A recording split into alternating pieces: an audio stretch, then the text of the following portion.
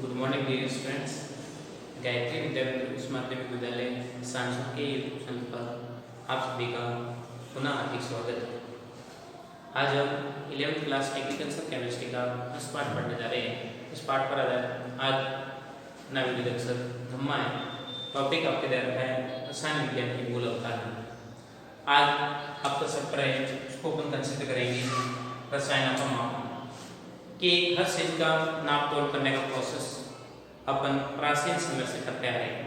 जैसे आप जानते हैं कि गाँव पे जैसे अनाज लाना या कोई भी चीज लाते हैं उसको आप नाप तोल के लाते हैं। आधे किलो की सब्जी दो या 1 लीटर दूध चाहिए, तो वो सारी क्वांटिटी किस पे डिपेंड होती है, मापन क्यों आवश्यक है।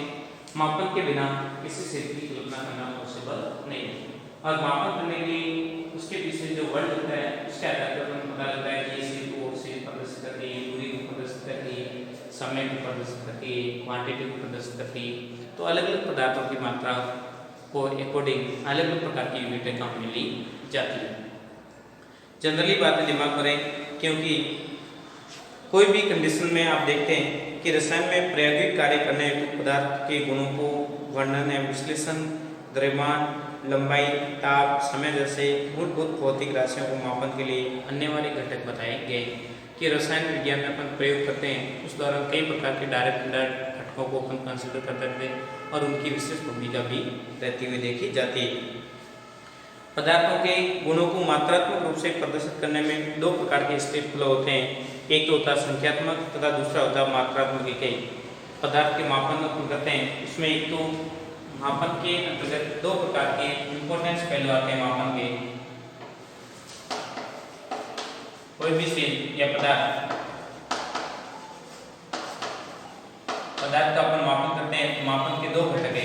एक तो क्या संख्या, एक तो होती है संख्यात्मक मान, और दूसरा है इकाई या मात्रा।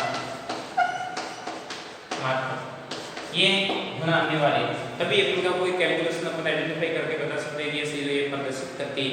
बाकी अपन को पता ही नहीं लगता है कि मान लो आपको दे दे मीटर, अब मीटर है कितना क्या पता, या दे दिए किलोग्राम, केजी, किलोग्राम। अब आगे आपकी कोई संख्या प्रदर्शित नहीं की तो कोई मतलब नहीं रहता। अब मान लो संख्या दे दी आपको 100 कर दी है। 100 क्या है, 100 रुपये, 100 सेंटीमीटर है, 100 है क्या। जब इसके पीछे ये दोनों पहलू किसी चीज को मापन के लिए दोनों पहलू का उसमें मेंशन नहीं होता है, तब तक आपके मापन तथा हर प्रकार की प्रक्रिया क्या है, अधूरी है। तो मापन करने के लिए दो प्रकार के स्टेप होना अनिवार्य बताया गया है। एक तो उसमें संख्यात्मक मान, दूसरा उसकी मात्रात्मक क्वांटिटी को प्रदर्शित करना अनिवार्य होता है। अब कभी कभार अपन प्रयोग करते हैं तो मात्रात्मक तथा इकाई के रूप में आपने प्रदर्शित कर रखा है और आप मापन कर रहे हैं, परंतु मापन करते वक्त अपन से कई प्रकार की त्रुटियां हो सकती है। बेसिकली अपन मानवीय धर्म के अकॉर्डिंग चलते हैं और मानवीय भूल करना पॉसिबल है, तो डायरेक्ट इनडायरेक्ट कई प्रकार की गलतियां अपन करते रहते हैं, त्रुटियां होने की संभावना भी रहती है। कभी कभार अपने से भी हो सकती है और कभी कभार मेजरमेंट उपकरण के माध्यम से भी हो सकती है। कई प्रकार के मापने के उपकरण होते हैं, इसमें भी टेक्निकल त्रुटि की वजह से भी प्रयोग का आपका रिजल्ट क्या हो जाता है, डिफरेंस होने की संभावना देखी जाती है। तो आप देखिए, तो परिणाम आपके जो ऑब्जर्व हो रहा है, परिणाम कैसा होना चाहिए, परिशुद्ध व परिशुद्धता युक्त व यथार्थ होना आवश्यक। ये बात दिमाग में होनी चाहिए कि जब भी आप रिजल्ट निकालते हैं, रिजल्ट कैसा होना चाहिए, परिशुद्ध एवं यथार्थ को दो तो आपकी जो प्रयोग कर रहे हैं उस दौरान आपके रिजल्ट क्या मिलेगा, सही मिलेगा। बाकी त्रुटि दो प्रकार से हो सकती है।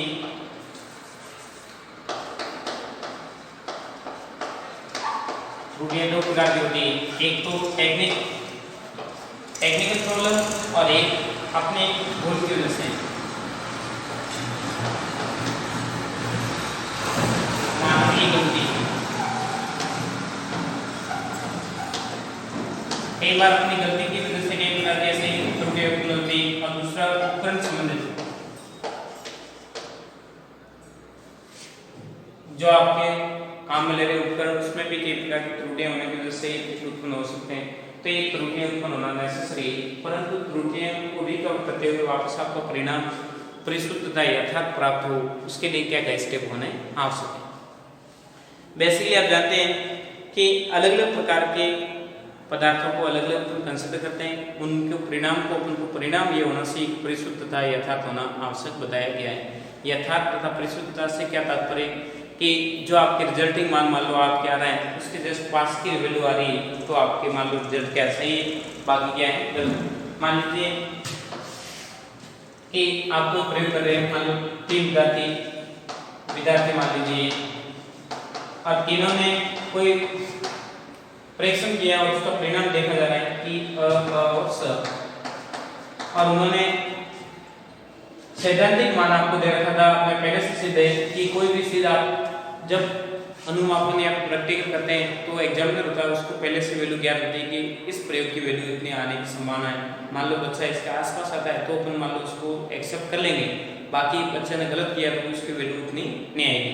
मान लीजिए आपको अनुमापन दे रखा है और अनुमापन की वैल्यू उसको पता है कि इतने नॉर्मलाइजेशन सॉल्यूशन यूटिलाइज होगा 10.3 के आसपास नॉर्मलता मान लो ऑब्जर्व हो रही है तो या नॉर्मलता ऑब्जर्व हो रही है तो उसका प्रयोग क्या सही है, बाकी गलत है। तो मान लो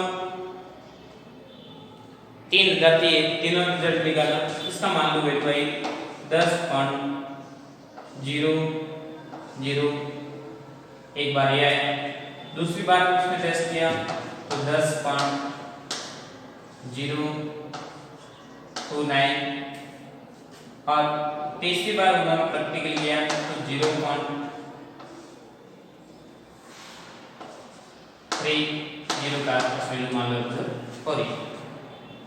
फिर इसने भी प्रयोग किया तो इस द्वारा इसको मिल रहा है 0.299, दूसरी बार 10.299 और तीसरी बार उसकी वैल्यू आ रही है 0.30 के आसपास। तीसरी बार इसने प्रयोग किया, इसकी वैल्यू आई एक बार 10 और एक बार आ गई 9 और एक बार आ गई 11, ये इसकी वैल्यू मान लो ऑब्जर्व। अब क्या ये वैल्यू कौन से विद्यार्थी की वैल्यू परिशुद्धता यथार्थ हो सकती है, कौन सा रिजल्ट सही होने की संभावना बताई जा रही है। तो अपन जनरली कंसीडर करके बता देंगे कि जिस विद्यार्थी का रिजल्ट लगभग परिशुद्धता यथार्थ के आसपास हो, परिशुद्धता मतलब थोड़ी बहुत टेक्निकल प्रॉब्लम की वजह से मान लो ये रिजल्ट आ रहा है तो उस बच्चे का क्या मान लेंगे कि ये उसका क्या रिजल्ट सही होने की संभावना होती है। परंतु जब दो वैल्यू इक्वल आ रही है तो उसके आधार पर बता देंगे कि ये मान परिशुद्ध के साथ यथार्थ मान भी प्रदर्शित करने की टेंडेंसी बताई जा रही है। तो अलग अलग कंडीशन में अलग अलग प्रकार के रिजल्ट होते हैं और उनको कंसीडर किया जाता है और उनके मापदंड के अकॉर्डिंग अपन बता सकते हैं कि किस प्रकार से कोई भी केमिकल को अपन नापते हैं किस प्रकार से इफेक्टेड हो सकता है। तो जनरली ये बातें छोटी छोटी ध्यान में होनी जरूरी है। देखिए अलग अलग मापन अपन अलग अलग वैज्ञानिक प्रयोग के दौरान अलग अलग कार्य करते रहते हैं और उसके मापन में विशेषता एवं उपकरण में रीडिंग लेने की विशेष योग्यता होना अनिवार्य है। आप विज्ञान ले रखिए और विज्ञान में कई प्रकार के मेजरमेंट चलते रहते हैं और उसको मापन तथा स्टडी करना सारा ये प्रोसेस आपको आना अनिवार्य होता है। प्रत्येक मापन में अविश्वसनीयता की सीमा भी प्रदर्शित की जाती है, तभी मापन वैज्ञानिक कहा जाता है। और हर प्रकार की जो अनिश्चितता होती है उसको बारीक से बारीक पॉइंटों के रूप में उसको कंसिडर किया जाता है, वो इसकी क्या कहलाएगी विश्वसनीयता के रूप में कंसिडर किया जाता है, वो देखा जाता है। नॉर्मली ध्यान दें कि हमेशा फर्स्ट वैल्यू बढ़ी आएगी और अगले वैल्यू धीरे धीरे क्या हो जाएगी रिप्लेस हो जाता है। तो ये इसको आप ऐसे भी प्रदर्शित कर सकते हैं, ये बता दो 0.33 और इधर वाली वैल्यू को आप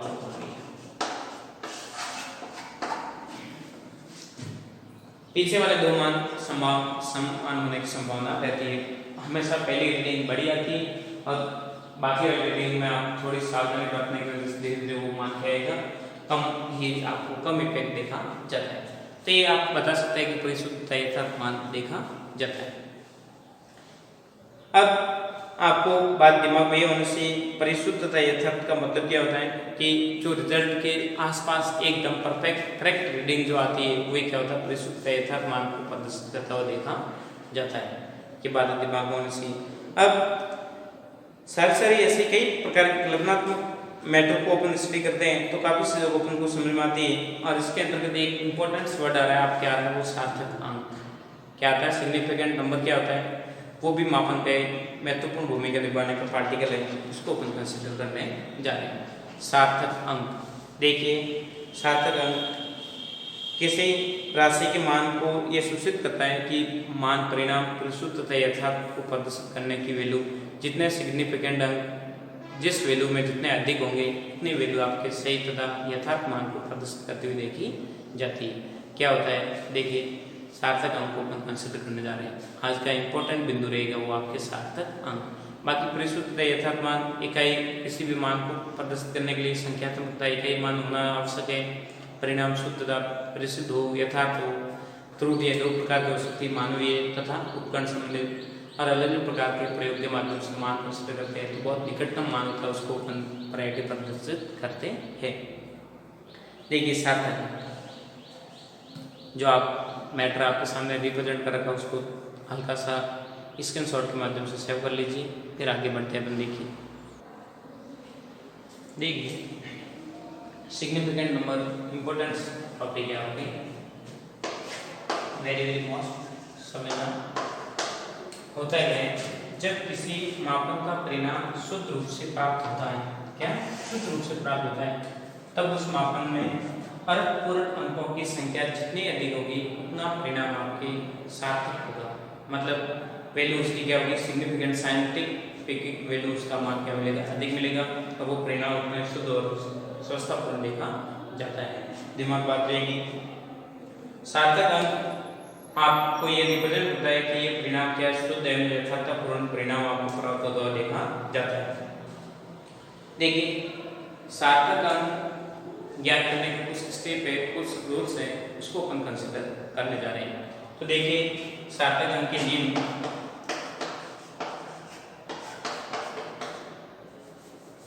की बात करें तो फर्स्ट नियम क्या है, जितने भी आपके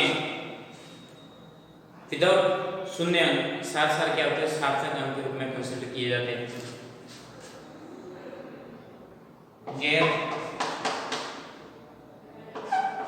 गैर शून्य अंक संख्या सार्थक अंक होती है।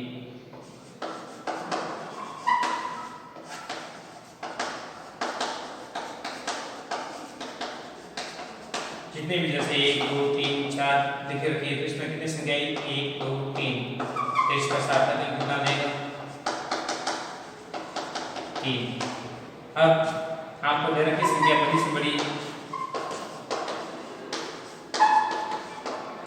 इसका सार्थक अंक कुछ है, तो सार्थक अंक कितनी संख्या आई, तो इसका सार्थक अंक 1 2 3 4 5 6 7 8, इसका सार्थक अंक कितना मिलेगा, 8। ऐसे कुछ काफी नेम दे रखे हैं कि सार्थक अंक क्या क्या प्रॉपर्टी है, किस प्रकार से अपन ज्ञात करते हैं, और इसकी क्या क्या वैल्यू फिक्सन है, तो उसको अपन एक एक चीज को अपन कंसिडर करते हैं। तो आपको समझ में आता है कि सार्थक अंक एक विशेष इंपॉर्टेंट मेजर टॉपिक है, और इसको व्यवस्थित रूप से समझते हैं तो इसमें कई प्रकार के मुख्य बिंदु आपको समझने में बातें आती हैं। तो ऐसे सार्थक अंक का विस्तार से अपन स्टडी प्रोसेस को अगले वीडियो लेक्चर के माध्यम से आपको प्रदर्शित करेंगे, क्योंकि इंपॉर्टेंट टॉपिक है, मेजरमेंट है, और इसको विस्तार से अगले वीडियो लेक्चर के माध्यम से आपको समझेंगे। तो ये था आज का मैटर, ओनली फॉर 2 बिंदुओं को, 2 पॉइंटों को आपने कवर किया। एक तो मापन क्या होता है, और परिणाम 2 प्रकार के होते हैं, यथार्थ तथा परिशुद्ध, और त्रुटियां 2 प्रकार से हो सकती है, प्रैक्टिकली और थ्योरेटिकली। उन चीज़ों को आपने कवर किया, व्यवस्थित रूप से समझोगे। जो भी जितना मटेरियल आपको उपलब्ध करवाया जाए उसको व्यवस्थित समझे, सार्थक अंक की परिभाषा याद रखें, और सार्थक अंक का मान जो अंक होते हैं वो परिशुद्ध यथार्थपूर्ण मान को प्रदर्शित करते हुए देखे जाते हैं। और सार्थक अंक के 4-5 नियम दे रखे हैं, उसको अपन विस्तार से एक एक नेम को स्टडी करते हुए पूरे मैटर को आपके सामने रिप्रेजेंट करेंगे। तो ये था आज का मैटर, आपने अध्ययन किया। इंपॉर्टेंट बात है गायत्री विद्या मंदिर यूट्यूब चैनल को आपने सब्सक्राइब नहीं किया, सब्सक्राइब करें, लाइक करें, ताकि अपलोड होने वाले नए वीडियो तथा नया नोटिफिकेशन आपको मिलता रहेगा, ताकि आपकी पढ़ाई कंटिन्यू बनी रहे।